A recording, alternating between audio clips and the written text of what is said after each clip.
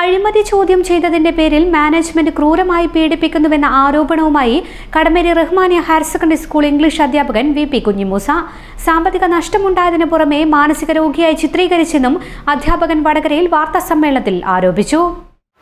വില്യാപ്പള്ളി സ്വദേശിയായ കുഞ്ഞിമൂസ മാഷാണ് 1998 RAC Rahmania higher secondary സ്കൂളിൽ ഇംഗ്ലീഷ് അധ്യാപകനായിട്ട് ജോയിൻ ചെയ്തു. അതിനോടനുബന്ധിച്ച് 1 വർഷം 2 വർഷം എനിക്ക് വലിയ പ്രശ്നങ്ങളൊന്നും നേരിട്ടിരുന്നില്ല. പക്ഷേ 2000 അവിടെ +2 ബാച്ച് അനുവദിച്ചപ്പോൾ മാനേജ്മെൻറ്റിൻ്റെ ഒരു ബന്ധുവിനെ നിയമിക്കാനും അതേപോലെ തന്നെ മറ്റൊരു അധ്യാപകന് പോസ്റ്റ് കൊടുക്കാനും വേണ്ടിയിട്ട് സ്കൂളിൽ അടിയന്തരമായിട്ട് 2 പോസ്റ്റ് ക്രിയേറ്റ് ചെയ്യേണ്ട ആവശ്യാർത്ഥം യോഗ്യതയില്ലാത്ത +2 യോഗ്യതയില്ലാത്ത എന്നെ നിർബന്ധിച്ച് മാനേജ്മെൻറ്റ് ഭീഷണിപ്പെടുത്തി ഹയർ സെക്കൻഡറിയിലേക്ക് ക്ലാസ് എടുപ്പിക്കുകയും അത് നിശ്ചിത സമയത്തിനുള്ളിൽ കംപ്ലീറ്റ് ചെയ്യാൻ പറ്റാത്ത എന്നെ ഈ സ്കൂളിൽ പോസ്റ്റ് ക്രിയേറ്റ് ചെയ്യേണ്ട ആവശ്യം 6 മാസം ലീവ് എടുപ്പിക്കുകയും അതോടനുബന്ധിച്ച് ഇത്തരം അനീതികളെ ചോദ്യം ചെയ്തതിന് മാനസിക രോഗിയാക്കി ചിത്രീകരിക്കുകയും ചെയ്ത ഒരു ദുരന്ത പശ്ചാത്തലത്തിലാണ് ഞാൻ നിങ്ങൾ മീഡിയാസിനെ കാണുന്നത്. ഇങ്ങനെ പോയിക്കൊണ്ടിരിക്കുമ്പോൾ പല അസ്വാരസ്യങ്ങളും എനിക്ക് ഉണ്ടാകുകയും സാമ്പത്തികമായിട്ടൊക്കെ അങ്ങേയറ്റം പരാധീനതകളും നേടിക്കൊണ്ട് ഞാൻ സഹിച്ചുകൊണ്ട് എൻ്റെ കുടുംബവുമായിട്ട് ഞാൻ മുന്നോട്ട് പോയിക്കൊണ്ടിരിക്കുന്നതിൻ്റെ ഇടയിൽ 2022 ഒരു പെരുന്നാൾ സന്ദേശം ഞാൻ സ്റ്റാഫ് റൂമിലെ ധാർമ്മിക മൂല്യം ഉയർത്തിപ്പിടിച്ചുകൊണ്ട് ആരെയും ഹനിക്കാതെ മാന്യമായ ഒരു പെരുന്നാൾ സന്ദേശം എഴുതിയപ്പോൾ ആ പെരുന്നാൾ സന്ദേശം ചിലർക്ക് ഉണ്ടാക്കിയിട്ടുള്ള ഡാമേജ് അവരെ കുറ്റം ചെയ്തുകൊണ്ട് അവർക്ക് ചെറിയ ഡാമേജ് ഉണ്ടാക്കിയിട്ടുണ്ടാവാം, അല്ലെങ്കിൽ അവർ തെറ്റിദ്ധരിച്ചിട്ടുണ്ടാവാം. ഞാൻ കരുതിക്കൂട്ടി ഞാനൊന്നും ചെയ്തിട്ടില്ല. അത് വെച്ചുകൊണ്ട് എന്നെ പോക്സോ പ്രതിയാണെന്നും കുറ്റവാളിയാണെന്നും എൻ്റെ വാട്സപ്പിൽ വന്ന് ഭീഷണിപ്പെടുത്തുകയും ചെയ്തതിൻ്റെ ഒരു സാഹചര്യത്തിൽ മാനേജ്മെൻറ്റിനെ ഞാൻ അറിയിച്ച പ്രകാരം മാനേജ്മെൻറ്റ് എന്നെ വിളിക്കുകയും ഇത് പരിഹരിക്കുന്നതിന് പകരം മാനേജ്മെൻറ്റ് എന്നെ ക്രൂരമായി ഈ അധ്യാപകർക്ക് വേണ്ടി അവരെ സംതൃപ്തിപ്പെടുത്താൻ വേണ്ടിയിട്ട് ആൾക്കൂട്ട വിചാരണ ചെയ്യും. ഈ ആൾക്കൂട്ട വിചാരണ ചെയ്തതിൻ്റെ പിറ്റേ ദിവസം എനിക്ക് FIR ഇടുകയും ചെയ്യുന്ന ഒരു സാഹചര്യത്തിലാണ് ഞാൻ ഇന്ന് ഈ 3 കൊല്ലം ഈ ദുരന്തവുമായിട്ട് മുന്നോട്ട് പോയിക്കൊണ്ടിരിക്കുന്നതും ഇന്ന് നിങ്ങളെ കാണാനുള്ള സാഹചര്യം ഉണ്ടായതും. പ്രത്യേകിച്ച് ഇന്നലെ എനിക്കെതിരെ ഞാൻ കഴിഞ്ഞ 5-ാം തീയതി കോഴിക്കോട് പ്രസ് മീറ്റ് നടത്തിയിട്ട് പത്രസമ്മേളനം വിളിച്ചതിൻ്റെ വിരളി പൂണ്ടിട്ട് അവരുടെ കുറ്റങ്ങൾ സമൂഹം മനസ്സിലാക്കിയിട്ട് ഇന്നലെ ഈ സുപ്രഭാതം പത്രത്തിലും അതേപോലെ തന്നെ ആയഞ്ചേരി വാർത്ത എന്ന് പറയുന്നൊരു പ്രാദേശിക വാർത്തയിലും എനിക്കെതിരെ വളരെ മോശമായിട്ടുള്ള ഒരു വാർത്ത കൊടുത്തൊരു സാഹചര്യം കൂടിയുണ്ട്. ആയഞ്ചേരി വാർത്തയിൽ വന്നിരിക്കുന്നത് ഞാൻ മാനസിക രോഗിയാണ്, ചികിത്സയിലാണ്.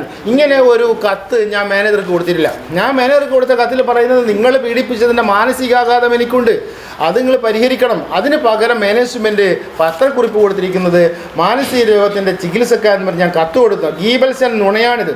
വളരെ കൃത്യമായിട്ട് മതകീയനായിട്ട് ജീവിക്കുന്ന ധാർമ്മിക ബോധത്തോടു ജീവിക്കുന്ന ഒരു വ്യക്തി എന്ന രീതിയിൽ ഇത്തരം കാര്യങ്ങളോട് സമൂഹത്തിലുണ്ടാകുന്ന കാര്യങ്ങളോട് പ്രതികരിക്കുക എന്ന് പറയുന്നത് എൻ്റെ ഒരു ധാർമ്മികതയാണ്, കടമയാണ്. അത് ഞാൻ ചെയ്യാറുണ്ട്. അത് മാത്രമേ എൻ്റെ ഭാഗത്തുനിന്ന് കുറ്റമുള്ളൂ എന്ന് എനിക്ക് പൂർണ്ണമായിട്ട് ബോധ്യമുണ്ട്. ഇനി അല്ലാത്ത എന്തെങ്കിലും ഉണ്ടെങ്കിൽ കൃത്യമായിട്ട് അവർ തെളിവ് തരികയാണ് വേണ്ടത്. പക്ഷേ രാഷ്ട്രീയ പാർട്ടികൾ 1.5 കൊല്ലം 1 കൊല്ലവും 7 മാസമായിട്ട് രാഷ്ട്രീയ പാർട്ടികളുടെ മുന്നിൽ ഒരു തെളിവുമില്ലാതെ കൈമലർത്തി നീട്ടിക്കൊണ്ടു പോവുകയും രാഷ്ട്രീയ പാർട്ടികളോട് നഷ്ടം തരാമെന്ന് കരാർ വെക്കുകയും ചെയ്ത വ്യക്തികൾ ഈ കരാറിൽ നിന്നൊക്കെ പിന്മാറിക്കൊണ്ട് വീണ്ടും കളവ് പ്രചരിപ്പിച്ച് എനിക്ക് ഭീഷണി എന്ന രീതിയിൽ നിനക്കെതിരെ നടപടി എടുക്കുമെന്നാണ് ഇന്നലെ വാർത്താക്കുറിപ്പിൽ പറഞ്ഞത്. നിയമ നടപടി എന്നല്ല പറഞ്ഞത്. കാരണം നിയമ നടപടിയോട് എടുത്തിട്ട് പോലീസ് സ്റ്റേഷനും മജിസ്ട്രേറ്റും എന്നെ നിരപരാധിയാണെന്ന് പറഞ്ഞ് വിടുകയാണ്. 3 ജാമ്യമില്ലാത്ത വകുപ്പാണ് ഒരു നിരപരാധിയെ പോലീസ് സ്റ്റേഷനിൽ കയറ്റിയിട്ട് കുട്ടികളുടെ മുന്നിലും ഏറ്റവും വലിയ എനിക്ക് ക്ഷീണമുണ്ടാക്കിയത് എന്നെ വസ്ത്രമുരിഞ്ഞുകൊണ്ട് പരിശോധന നടത്തി ഹോസ്പിറ്റലിൽ വെച്ചിട്ട്. എന്താവശ്യത്തിനാണ് എന്നെ ശരിക്കും ഈ ഒരു റിമാൻഡ് ചെയ്യുമ്പോൾ നടത്തുന്ന ഒരു പരിശോധനയുണ്ട് പോലീസ് സ്റ്റേഷനിൽ. വസ്ത്രം അയച്ചുകൊണ്ട് പരിശോധന നടത്തി. എന്തിനാണ് എന്നെ ഇങ്ങനെ അവഹേളിച്ചത്? ഒരൊറ്റ ഉത്തരമേ ഉള്ളൂ. സ്റ്റാഫ് റൂമിൽ ഞാൻ എഴുതിയ പെരുന്നാൾ സന്ദേശത്തിൻ്റെ പ്രതികാരം, വൈരാഗ്യം മനസ്സിൽ വെച്ച് നടക്കുന്ന 5-6 പേരടങ്ങുന്ന ഒരു ചെറിയ ഗൂഢസംഘത്തിൻ്റെ താല്പര്യം മാത്രമാണ് ഈ ആൾക്കൂട്ട വിചാരണയിൽ ഉണ്ടായത്.